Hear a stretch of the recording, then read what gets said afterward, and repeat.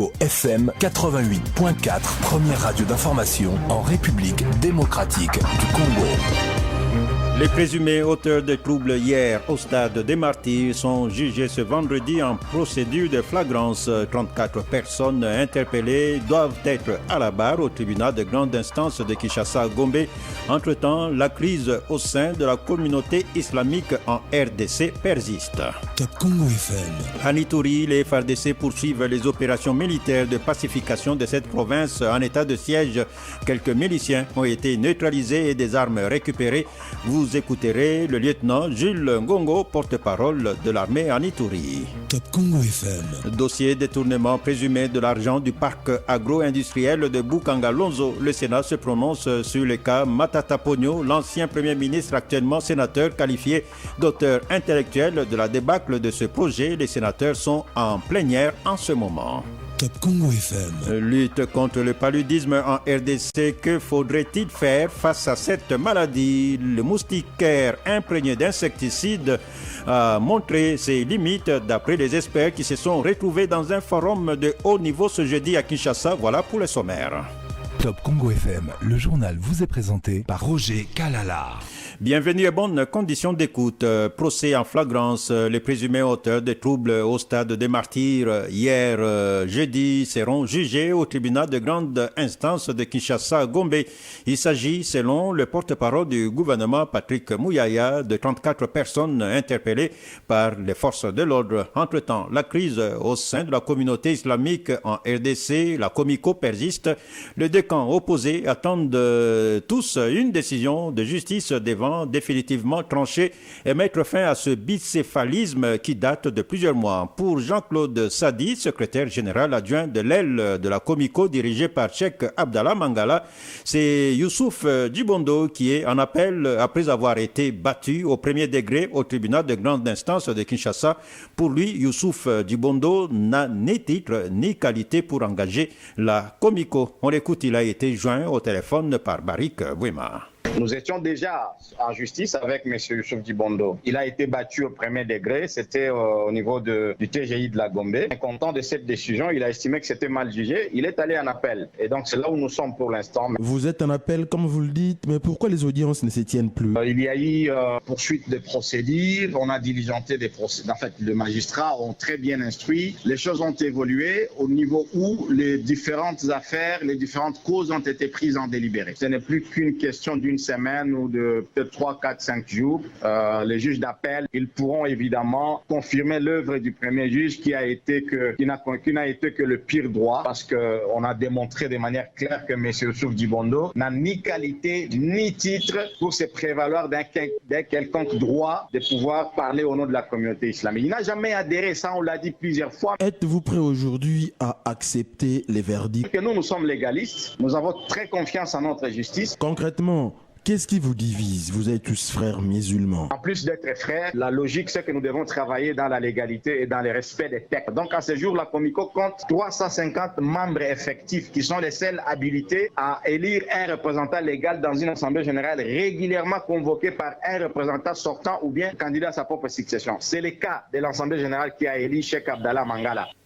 En réaction, le secrétaire général de l'aile de la Comico, dirigé par Youssouf Djibondo, affirme, lui, que c'est plutôt l'aile de la Comico avec Cheikh Abdallah Mangala qui est en appel. Imam Djouma Touara relève même que les statuts reconnaissant Youssouf Djibondo comme représentant légal de la Comico sont déjà publiés au journal officiel et que le secrétaire général de la justice a même retiré le sceau utilisé par Cheikh Abdallah. On écoute donc Imam Djouma Touara au téléphone de Barik Bouema. Nous sommes allés en justice. Au TGI, on avait l'affaire de l'homologation de notre protocole d'accord. C'était bien passé. Nous sommes passés en appel. Nous avons un jugement de la Cour d'appel 36-567 qui est incontesté. Nous entendons l'autre jugement. C'est eux qui sont en appel contre nous. À voir les choses aujourd'hui, c'est nous qui avons les derniers documents de la justice qui reconnaît Youssouf Djibondo comme imam représentant légal de la communauté. Mais contrairement à ce que vous affirmez, Jean-Claude Sadi dit que c'est plutôt vous qui êtes en appel contre la décision reconnaissant Cheikh Abdallah Mangala comme représentant légal notamment. Non. Il y a 3 dossiers en appel. Je vais vous éclaircir. Le premier dossier qui est en appel et ils ont contesté la publication de nos statuts au journal officiel. Et nous attendons le jugement. Nous sommes en appel contre eux parce qu'ils ont obtenu frauduleusement un jugement de notre déguerpissement. Nous ne sommes pas en appel contre eux pour la qualité. Le représentant légal de la Comico tire sa légitimité d'une assemblée générale régulièrement constituée. Est-ce que Youssouf Djibondo a été élu dans ces conditions? Youssouf Djibondo a été élu dans les meilleures conditions les plus possibles, jamais organisées par la communauté islamique. L'assemblée convoquée par son éminence Cheikh Zaïdou Ngongo, qui était le président de la communauté islamique en cette période, était autorisée par le ministère de la Justice, était autorisée par le gouverneur de la ville de Kinshasa. Elle a été supervisée par les délégués du ministère de la Justice.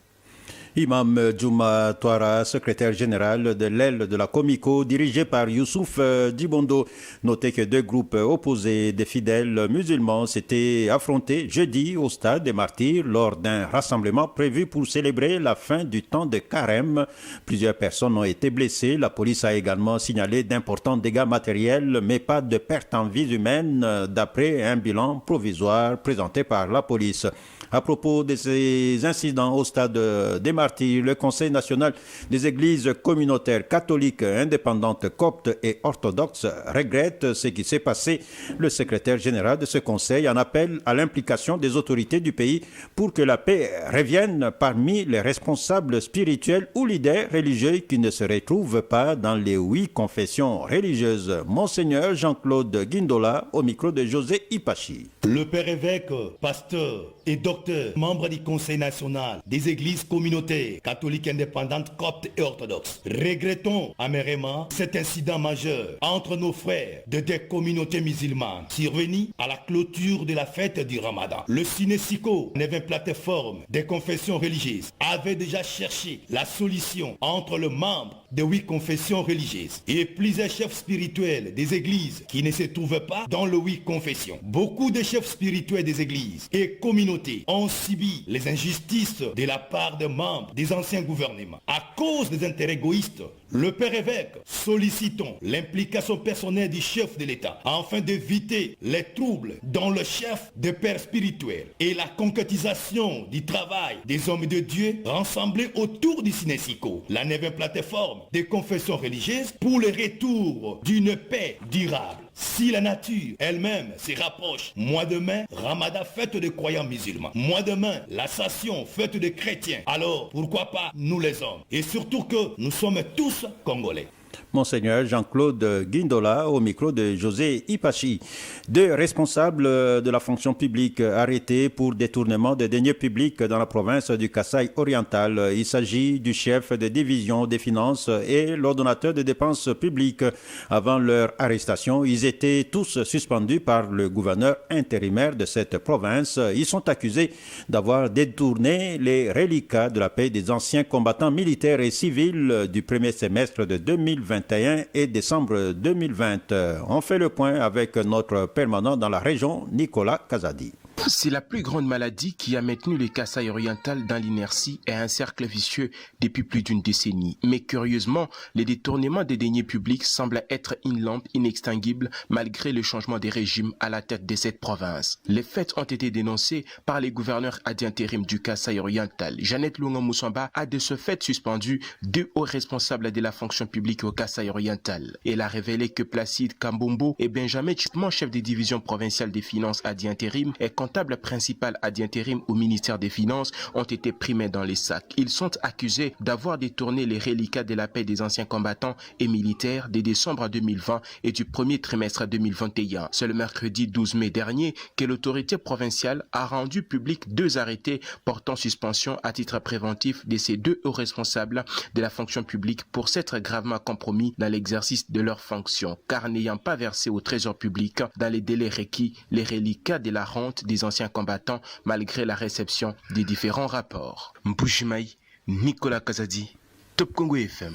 En Ituri, les FARDC poursuivent les opérations militaires de pacification de cette province en état de siège. Quelques miliciens ont été neutralisés et des armes récupérées. Les attaques sont lancées dans les territoires de Djougou et Irumu, dans la zone de Massia, Nongo, Nyakoundé, à 52 km de Bunia. Un groupe de la milice FPIC a été mis en déroute lors d'une patrouille de combat, d'après le lieutenant Jules Ngongo, porte-parole de l'armée en Ituri. Il est au micro de notre permanent en Ituri, Franck Assanté. Depuis l'état de siège, les forces armées de la République démocratique du Congo mènent les opérations sans break sur tous les fronts où nous sommes engagés. Dans le front sud, dans le territoire d'Irumu, ce matin, les forces armées ont mis en déroute un groupe de miliciens FPIC qui voulaient s'organiser et nous l'avons désorganisé. Et lors de ces combats que nous avons lancés ce matin, les forces armées ont neutralisé 4 éléments de cette milice et 2 armes de type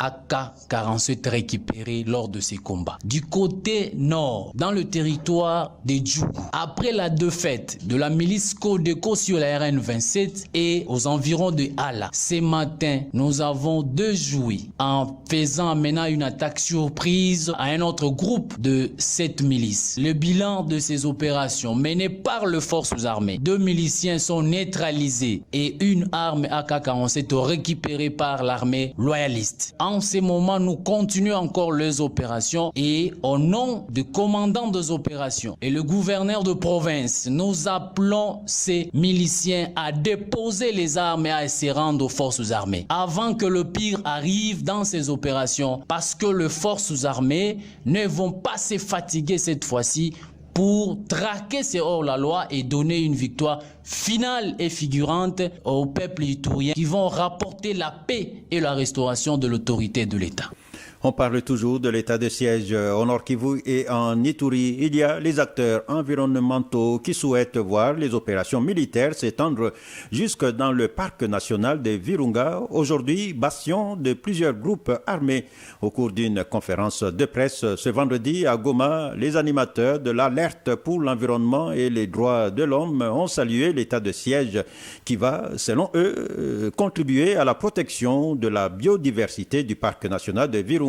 Et ils en appellent au respect des règles environnementales lors de ces opérations. Écoutez tour à tour Maître Olivier Ndolé et Maître Eric Kambalé, respectivement secrétaire exécutif et chargé de l'assistance judiciaire de la CDH.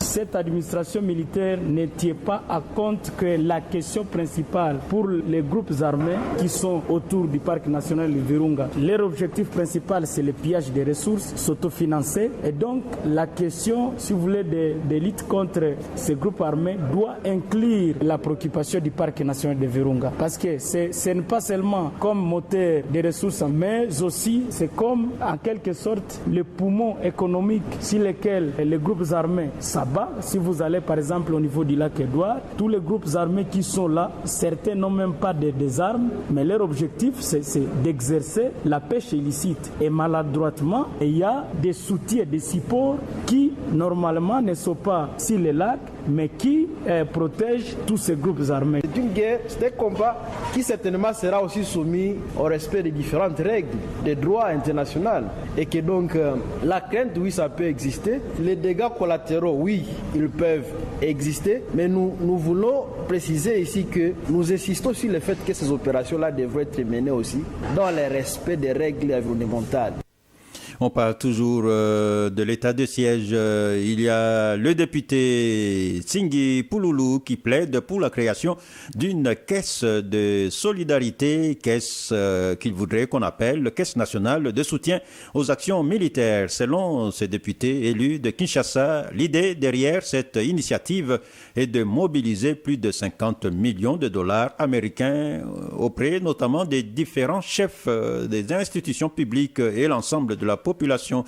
Écoutez le député national Singui Pouloulou au micro de Osé Mandanda. J'ai donné cet argent pourquoi 1 million, c'est pas beaucoup pour les uns, c'est beaucoup pour les autres. À ce qui me concerne, c'est un problème de cœur. Je me mets à leur place. Ils sont là pour l'intérêt de la République. Nous connaissons l'état de notre pays du point de vue budgétaire. Nous tous, nous savons la situation de Covid-19 qui nous amène à un problème économique. Donc, si nous regardons seulement le gouvernement seul a donné les moyens, un jour, je ne serai pas surpris d'apprendre que les militaires sont sans ration. C'est comme ça que dans les jours qui suivent, compte tenu de l'état de notre caisse de la République, le trésor public qui n'est pas efficace, je demanderai aux chefs des institutions, président de la République, premier ministre, président des deux chambres, que tous se mobilisent déjà, se prêtent déjà, pour que quand je vais passer, qu'ils donnent en liquide l'argent qu'on va mettre dans la caisse nationale pour le soutien de la guerre. Tout Congolais va donner par rapport à ses moyens propres. Tous les Congolais vont donner pour le bas, pesa $1, tozo Kimiana Est. $1 seulement, tozo Kimiana Est. J'envisage 50 millions de dollars. 50 millions de dollars, l'affaire sera faite. Nous allons descendre dans les zones concernées avec le gouverneur militaire. Nous saurons les effectifs réels qui sont sur le terrain et nous allons remettre les cagnottes à chacun. C'est pour encourager aussi les militaires. Quand on vous appelle pour l'effort de guerre, pour descendre sur le terrain, défendre l'intérêt de la République, ne craignez rien d'autant plus qu'un signe pour les vivants. Donc on va passer à vous. Le député national Singui Pouloulou au micro de Osé Mandanda. À Kinshasa, dans la commune de Lancélé, les habitants des quartiers Ngamaba sont victimes de l'insécurité presque chaque jour depuis le mois de janvier dernier. Selon un habitant de ce quartier qui a requis l'anonymat, les bandits opèrent avec des armes de guerre dans un quartier à voie unique d'accès dès la tombée de la nuit. Les avenues sont désertes et il n'y a personne sur les routes. Un témoignage recueilli par Cyril Mélandou. Les bandits à main armée font incursion des jours et des nuits, abattent des personnes, extorquent le bien des populations et même dans des centres hospitaliers, ils entrent, ils violent, ils volent et ils détruisent. La population est en train de s'évider et elle n'est prise en charge ni par le bourgmestre de la commune de Kinkole, ni par les commandants du district de Kinkole. C'est un quartier à voie unique d'entrée et de sortie. À l'entrée, juste, il y a un souciat, mais on se demande bien à partir de 21h, même à partir de 20h, quand les rues sont vides par la terreur, et ça laisse la place aux incurseurs, aux assassins, et armés, et avec des armes de guerre. Nous ne savons pas de qui les reçoivent de ces armes, et auprès de qui cette population doit se remettre pour être sécurisée. On en appelle maintenant à l'intervention du chef de l'État, que ce soit fait comme à Goma, comme à Ituri. Il faut décréter peut-être un état de siège pour ces quartiers à lui seul. C'est comme si ces quartiers étaient détachés de la ville de Kinshasa et que ces quartiers ne pouvaient pas être pris en charge par les autorités militaires et policières et civiles. Des propos recueillis par Cyril Mélandou. Dossier détournement présumé de l'argent du parc agro-industriel de Bukanga-Lonzo. Le Sénat se prononce sur les cas Matata Pogno, l'ancien Premier ministre, actuellement sénateur, qualifié d'auteur intellectuel de la débâcle de ce projet.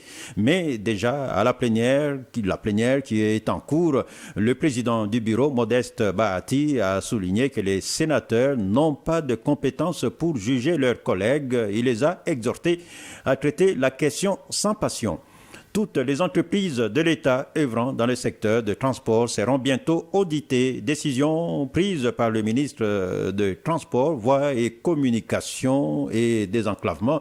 Chérubin Okende l'a annoncé ce vendredi aux directeurs généraux de ces entreprises. C'était en présence du vice-président du Conseil supérieur du portefeuille au siège de l'OGEFREM.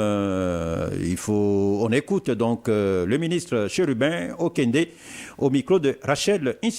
Compte tenu de l'importance que revêt le secteur de transport, voies de communication et de désenclavement, j'ai tenu à vous rencontrer ce jour pour vous annoncer la mesure que j'ai prise. Il s'agit ici de lancer une mission d'audit de gestion dans tous les démembrements du ministère de Transport, voies de communication et désenclavement. Cette mission d'audit me permettra d'avoir le diagnostic concret de tous les problèmes qui laminent notre secteur, car vous savez pertinemment bien, tant que la République démocratique du Congo continuera à ployer sous les pesanteurs de l'enclavement, il sera illusoire que nous puissions prétendre au développement de notre pays.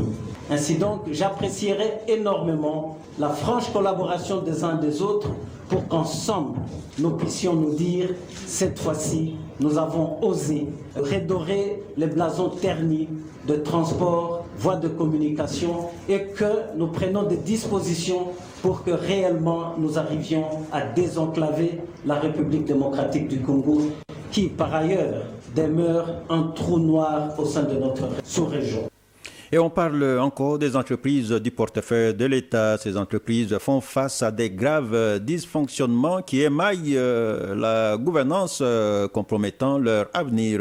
Pour préserver cette tendance à la dégradation des entreprises publiques et espérer leur relance, la ministre du portefeuille, princesse Adèle Kaïnda, a rappelé que le gouvernement l'a chargé de parachever cette réforme commencée en 2018. C'était au cours d'une rencontre jeudi à Kinshasa avec les mandataires publics. De ces faits, elle a fait savoir que sa mission à la tête de ce ministère est de faire progressivement du portefeuille de l'État un secteur porteur de richesse pour la RDC.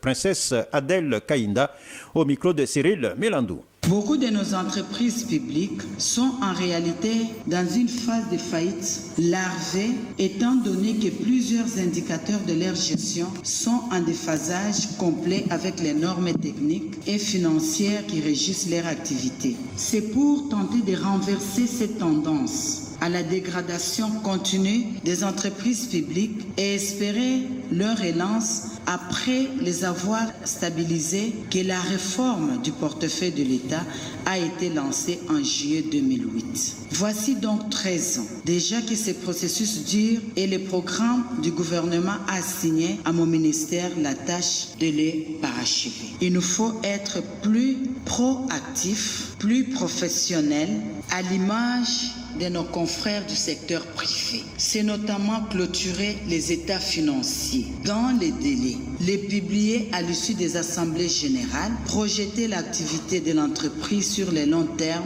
à travers un plan stratégique bien réfléchi. Par ailleurs, je vous annonce la tenue dans les prochains mois des travaux de la revue stratégique des entreprises publiques. Et dans la province du Grand Katanga, la société civile congolaise demande au chef de l'État de regarder la question de gouvernance du projet hydroélectrique de Boussanga, la gestion de déversement des acides sulfuriques par les entreprises minières, cas de Glencore, et la cession frauduleuse de royalties de la Gécamine dans ces 3 projets miniers. Inquiétude ou souhait exprimé par la société civile du Grand Katanga qui exhorte le chef de l'État à avoir une attention particulière sur le point qu'elle a soulevé, car susceptible de contribuer à l'amélioration de la gouvernance des ressources naturelles. Écoutez Freddy Kassongo, secrétaire exécutif de l'ONG Observatoire d'études et d'appui à la responsabilité sociale et environnementale. Nous avons demandé 3 choses au président de la République. La première, c'est de regarder la question de la gouvernance du projet hydroélectrique de Boussanga, où une entreprise privée représente l'État dans l'actionnariat. Aussi, où les communautés sont délocalisées dans les villages environnants sans une indemnisation juste et équitable. De profiter de son séjour à Lubumbashi pour mettre au clair la cession de royalties de la Gécamine dans 3 projets miniers qui sont Mutanda, KCC et Metalcol. Et enfin, nous avons demandé au président de la République de s'assurer qu'il y a une gestion saine des déversements des acides sulfuriques des entreprises minières dans la région. Et là, nous avions pris le cas de Glencore où, au niveau de la société civile, nous avions documenté 3 cas de déversement des acides sulfuriques dans la région depuis 2019. Et jusqu'aujourd'hui, les victimes de ces différents accidents d'acides sulfuriques dans la zone n'ont jamais été indemnisées. Donc, nous avions estimé qu'il est important que les présidents de la République puisse se pencher sur ces 3 questions, mais aussi qu'il puisse instruire ses services de contrôle d'arriver à apporter la lumière et des solutions idoines sur ces différentes questions dans la région. Des conteneurs avec des pièces de rechange pour la maintenance des nouveaux bus Transco. On parle de 11 conteneurs qui sont déjà arrivés à Kinshasa. Ces conteneurs ont été réceptionnés jeudi par le ministre des Transports. Et dans le cadre de sa politique de management de proximité, le numéro 1 de Transport congolais a effectué aussi une visite d'inspection dans les installations de Transco à Limete et à Massina. Explication, Jonathan Massiala. Cette descente, la première depuis sa prise de fonction à la tête de ce ministère, a un but. Chéribin Okende Senga, ministre national de Transport, voie des communications et des enclavements. Le président de la République accorde une importance capitale à Transco pour nous assurer le transport en commun par l'opérateur public. Voilà pourquoi mon attention a été aussi retenue pour que je connaisse la situation concrète de terrain. Ce n'est pas maintenant que je pourrais faire l'évaluation. J'ai noté beaucoup de choses, des choses qui marchent et des choses qui ne marchent pas. Je ferai l'état des lieux et je vais communiquer des dispositions pratiques à la gestion de Transco. À l'entrepôt de Limete, première étape de sa visite d'inspection, le patron de transport a reçu de main de fournisseurs près de 11 conteneurs contenant un lot important de pièces de réchange pour la maintenance de nouveaux bus Transco. Des conteneurs acquis sur fonds propres du gouvernement, indique le directeur général de la Société des transports au Congo, Blackson Bangui. Les pièces de réchange, ça fait partie du package du contrat avec les nouveaux bus. Parce que le concept, c'était de s'assurer que la pérennité est garantie. Il ne faut pas avoir des bus après la chaîne logistique, c'est compliqué. Vous avez des bus immobilisés. On a fait les choses en professionnel et on a regardé la planification. Donc, on a des pièces de réchange, c'est pour assurer la maintenance. Dans le cadre du contrat signé entre le gouvernement et les partenaires SMT. De pièces de réchange reçues, Chéribin Okende a clôturé sa ronde à l'entrepôt principal de bus Transco à Massina. Il a exhorté les travailleurs au sens du travail bien fait. Il a aussi instruit au comité de gestion de Transco de s'activer afin de mettre en service la flotte de près de 300 bus immobilisés dans les installations de cette entreprise de transport public. Les élèves qui étudient dans des mauvaises conditions depuis quelques mois, on parle de 1500 élèves de l'épée Ngeba 1 dans le territoire de Madimba au Congo central qui sont exposés aux intempéries. Selon le directeur de cette école, la toiture est sérieusement abîmée et expose les enfants au soleil et à la pluie.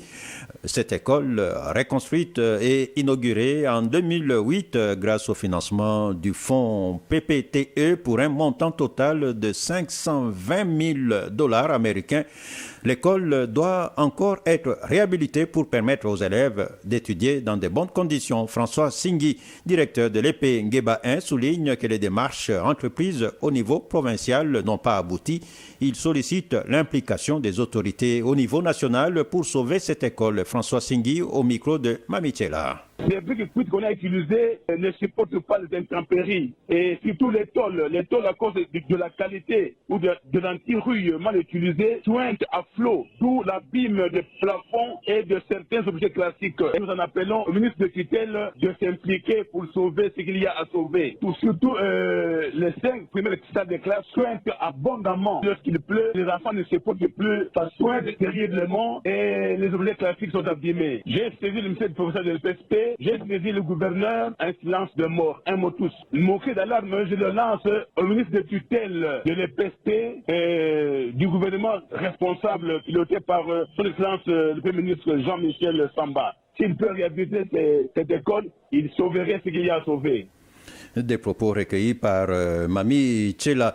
Et puis, on reste toujours dans l'enseignement. Paye des enseignants de la RDC, l'opération est à 85% du taux d'exécution pour le mois d'avril. C'est ce qu'a annoncé le directeur de la Banque centrale du Congo, chargé de la paye, à l'issue d'un entretien avec le ministre de l'EPST, Tony Mwaba, ce vendredi. Il était question de faire le point sur la situation de la paye des enseignants dans son ensemble. Selon Jean-Louis Kayembe, tous les enseignants de la ville de Kinshasa ont été payés. Il a précisé que le taux d'exécution de la paye est de 92% dans d'autres villes et chefs-lieux. Il a indiqué que seule la province éducationnelle Kasai 2 connaît encore des petits soucis suite à des difficultés opérationnelles des banques autonomes. Jean-Louis Kayembe au micro de Mamichela. Là où la paix est en train de se dérouler, c'est les territoires et les communes, et donc le taux d'exécution est de 62%. Alors il y a des cas qui ont été traités, donc nous sommes focalisés sur les cas de Kasaï 2, Ilebo, Dekese, Mweka, et nous avons trouvé une solution parce que l'opérateur qui exécute la paix dans ces territoires était également interpellé. Il s'agit de Caritas ou IFOD, et on a compris que c'est des problèmes d'ordre opérationnel. Caritas a eu des problèmes de liquidité et a promis de tout faire avec le concours de la Banque centrale pour que ce problème soit réglé le plus tôt possible. Donc il y aura du côté de la Banque centrale un convoyage urgent aujourd'hui pour approvisionner l'agence autonome d'Ilebo en cash, et ce cash peut servir donc dans le cadre de la paye des enseignants. Donc les enseignants qui sont à Ilebo, à Mweka, à Dekese, qu'ils soient rassurés que la paye devrait intervenir dans au plus tard 48 heures. Et également d'autres qui sont dans les Congo central et du côté de l'Équateur, Maïndombe et autres. Nous avons également regardé les problèmes au niveau de ces territoires et essayé d'envisager des solutions. Et aussi des solutions ponctuelles donc pour la paye d'avril, et aussi des solutions durables pour que ce genre de problèmes, de désagréments ne se reproduisent plus à l'avenir. Jean-Louis Kayembe au micro de Mamichela. Dans quelle banque est logé le salaire des enseignants dans la sous-province éducationnelle qui quitte 4 dans la province du Kwilu? On parle d'une banque qui s'occupait des enseignants. Cette fois-ci, c'est une autre qui a été désignée et les enseignants accusent le retard d'un mois et ne trouvent pas leur salaire dans aucune des deux banques. Ils invitent les autorités du service de contrôle de la paie des enseignants à trouver des solutions en urgence. On écoute tour à tour le représentant des enseignants et le directeur provincial du CECOPE, joint au téléphone par Jonathan Messa. Les enseignants de la sous-province qui quittent 4, tous ne sont pas encore payés jusqu'aujourd'hui. Ça fait aujourd'hui 11 jours que nous faisons les navettes entre la Raobank et les CECOPE, pas de solution. La paye du mois d'avril pour les enseignants de la sous-division qui quittent 4 ont touché à la Sofibank. Maintenant la Sofibank n'existe plus. Toutes les écoles ont été reversées à la Raobank, sauf les écoles de la sous-province qui quittent 4. Les autorités nous ont dit qu'ils vont entrer en contact avec la Sofibank à Kinshasa et les enseignants seraient payés aujourd'hui par Soficom. Nous sommes allés à Soficom. Soficom dit qu'ils ne connaissent rien. Nous revenons ici à la province éducationnelle, tous les bureaux sont fermés. C'est une complicité des autorités. Les enseignants réclament leur argent, sinon demain ça fera un dégât. Nous sommes CECOPE, nous ne payons pas, nous ne sommes pas des agents payés, nous sommes uniquement pour le contrôle de la paye. Chaque chose, on doit avoir la patience. La paye a été à la Sofibank, maintenant c'est à la Raobank. Peut-être il y a des lectures qu'ils ont omis, mais nous sommes en train de suivre parce que nous ne pouvons pas laisser les enseignants. Nous sommes là pour eux, nous faisons de notre mieux pour que l'enseignant ait les matricules et soit payé. Nous ne pouvons pas accepter qu'on oblige ces enseignants-là. Qu'ils restent calmes, nous avons déjà demandé aux autorités pour qu'on puisse essayer de voir à quel niveau c'était bloqué pour qu'on puisse décanter la situation. Mais ils seront payés, c'est leur argent. Lutte contre le paludisme en RDC. Que faudrait-il faire face à cette maladie? Le moustiquaire imprégné d'insecticides a montré ses limites d'après des experts qui se sont retrouvés dans un forum de haut niveau jeudi à Kinshasa. Objectif de cette rencontre, dégager des solutions afin de lutter efficacement contre la malaria. Et certains participants aux travaux pensent même qu'on peut parvenir à l'élimination de cette maladie en RDC. Myriam Iraghi. Selon des enquêtes menées en 2019, la RDC enregistre 47 000 décès par an dus au paludisme. Et depuis plusieurs années, le pays avec ses partenaires recourt à la distribution des moustiquaires imprégnés aux ménages pour prévenir la propagation de cette maladie. Pourtant, il y a toujours autant de décès et des personnes qui contractent la malaria en RDC, d'où ces forums sur la qualité des intrants. Selon Alexis Noël Kanjou de l'organisation internationale Westergaard, les moustiquaires imprégnés d'insecticides à longue durée d'action PBio répondent aux défis actuels. Les moustiquaires sont présentés comme le meilleur outil de lutte, le directeur du PNLP l'a dit, mais à l'inverse, les cas augmentent. Donc il faut s'interroger justement sur la qualité des moustiquaires qui sont distribués en ce moment à RDC. D'où ce forum pour réfléchir ensemble sur un mécanisme qu'il faudrait mettre en place pour s'assurer que les moustiquaires qui rentrent sont systématiquement testés. La contribution d'un acteur comme Westergaard qui produit des moustiquaires, c'est d'assurer justement que chaque unité de moustiquaires qui sort de ces usines soit de très bonne qualité. Pour l'instant, en tant que numéro 1 du secteur, les bailleurs de fonds, les partenaires, les ONG reconnaissent que nos moustiquaires sont les meilleurs en termes de qualité, en termes de durabilité. Ces assises organisées par le Conseil national de la société civile a mis autour d'une table, entre autres, le conseiller principal du chef de l'État au Collège Santé et Bien-être, Dr Benjamin Boula, le directeur du programme national de lutte contre le paludisme, ceux de la direction pharmacie et médicaments et de l'OCC. Environ 9 650 000 francs congolais, c'est la somme raflée par l'un des parieurs du jeu PMU de la Société nationale de loterie. La cérémonie de remise de cette cagnotte a eu lieu hier jeudi à l'agence Sonal de Barumbu. Détail, Rachel Isiwe.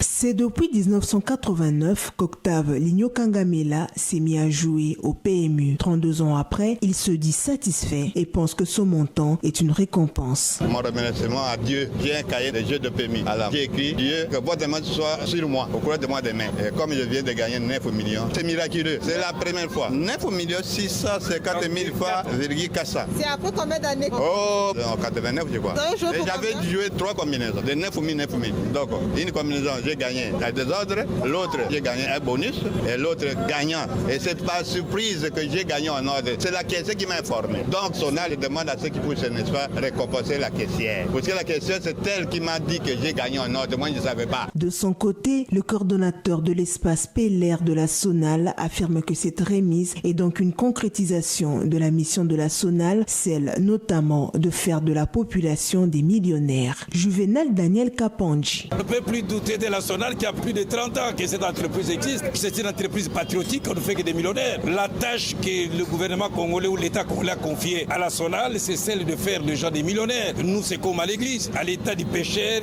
devenir chrétien. Et nous, on fait partie quelqu'un de l'état des pauvres à la richesse. On devient riche grâce à la Sonal. Chaque jour, que ce soit en ordre, en désordre, en bonus, nous plus le nombre de gagnants. Ceux qui jouent savent. Et d'ailleurs, l'État a placé le huissier de justice qui est à l'exploitation, qui surveille comment se passent les opérations. D'autres parieurs ont aussi gagné ce montant dans différentes provinces de la RDC. Et parlons de l'action promotionnelle Longa Lisusuna PMU. La Sonal a mis en jeu une cagnotte de 25 millions de francs congolais pour la course de ce vendredi 14 mai. La responsable marketing de la Sonal, Mireille Siali, qui l'annonce, indique que l'arrêt de jeu pour cette course de chevaux va intervenir à 16h30. Elle invite tous les parieurs à se procurer le journal hippique Sport Turf dans les agences de la Sonal disséminées dans la capitale. Déjà à partir depuis hier jeudi, l'équipe commerciale et marketing était déployée dans les carrefours pour la distribution gratuite de ces programmes afin d'aider les parieurs à bien préparer cette course. Culture à présent, faire la promotion de la culture Lega à travers la chanson Combat auquel se livre l'artiste musicien Henri Idumbo à Kinshasa pour le lancement officiel de son tout premier album.